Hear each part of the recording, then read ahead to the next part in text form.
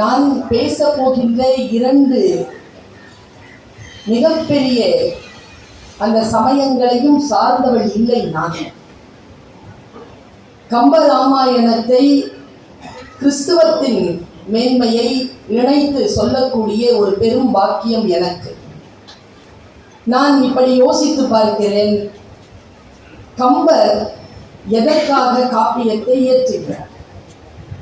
கோவில்களில் வைத்து கொண்டாடக்கூடிய இறைவனை இலக்கியத்தின் மூலமாக உலக மக்கள் மத்தியில் ஜாதி மத இன வேறுபாடு இல்லாமல் அவர் பரப்பியதன் நோக்கம் என்ன?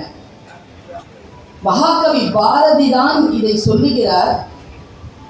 எல்லை ஒன்று இன்மை என்னும் பொருள் அதனை. ரொம்ப விளக்கமா நீங்க வேகமா மனப்பாடம் பண்ற பகுதி இல்லை. எல்லை ஒன்று இன்மை என்னும் பொருள் அதனை கம்பன் தன் குறிகளால் காட்டிட முயலும் முயற்சி. இது முயற்சி அல்ல, முயற்சிக்கு முயன்ற முதல் படிநிலை. முயற்சி கூட இல்லை, முதல் படிநிலையை கம்பர் ராமாயணத்தில் படைத்து காட்டியிருக்கிறார்.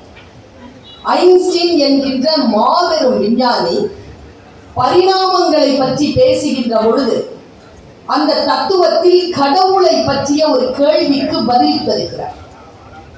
கடவுள் என்பவர் யார், அந்த கொள்கையை சொல்லுங்கள் என்றவுடன் உலகின் மாபெரும் இயற்பியலாளர் சொன்னார், வயிற்றில் இருக்கக்கூடிய கருவுக்கு